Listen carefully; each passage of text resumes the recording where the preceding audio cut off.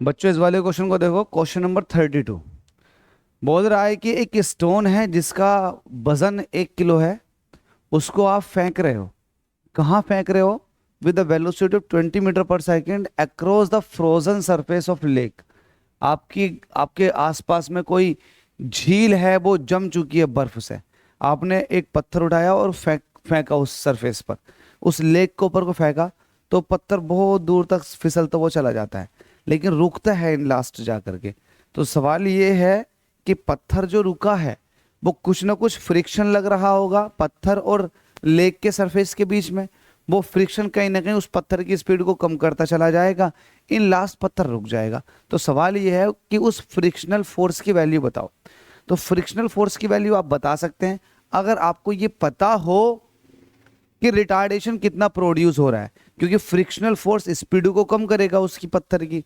तो स्पीड को कम करने वाले एक्सिलरेशन को रिटार्डेशन बोलते हैं।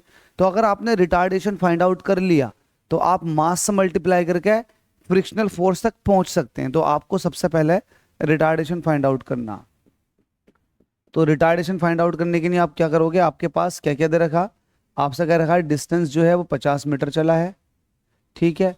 और मास जो है ऑब्जेक्ट का वो 1 किलोग्राम है। आगे बोल रहा है उसके पास इनिशियल वेलोसिटी जो थी वो 20 मीटर पर सेकेंड की थी। जब फाइनली जाकर रुकेगा तो वो हो जाएगी वहां पर स्पीड 0 मीटर पर सेकेंड, ठीक है। तो आप लगाओ v² इज इक्वल टू होता है u² प्लस के 2as। फाइनल वेलोसिटी हो गई 0, इनिशियल वेलोसिटी कितनी थी? 20, 20 का स्क्वायर करोगे तो 400 हो जाएगा प्लस 2। ए आपसे पूछा है डिस्टेंस कितनी चला है? 50 मीटर। तो यहां से आप इस वैल्यू को इधर को ले आओ तो 2as is equal to 2as, S की जगह 50 रख चुके हो आप, मल्टीप्लाई में सब ये हो जाएगा -400, क्योंकि एक साइन जो है नेगेटिव साइन, आप ये कह सकते हैं कि इसे इधर को ले आए, ये वही है तो घुमा के लिख दिया।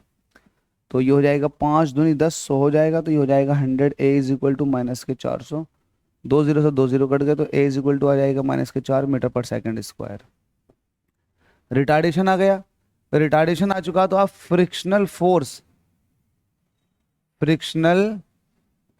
कैलकुलेट कर सकते हैं। ये क्या होता है? ये होता है force is equal to the mass into acceleration. Mass कितना 1 और एक्सीलरेशन कितना -4 का, तो वैल्यू आ जाएगी -4 न्यूटन। तो -4 न्यूटन, माइनस साइन ये इंडिकेट कर रहा है कि फ्रिक्शनल फोर्स की जो डायरेक्शन है वो जस्ट अपोजिट है डिस्प्लेसमेंट के। तो यहाँ पर मैग्नीट्यूड देखे 4 न्यूटन तो वैल्यू हो जाएगी डी वाली। होप सो ये भी क्लियर होगा। तो इस तरह से आप छोटे छोटे क्वेश्चंस लगाओ, बारीकी क्लियर होगी, देन आप हार्ड क्वेश्चन लगाना।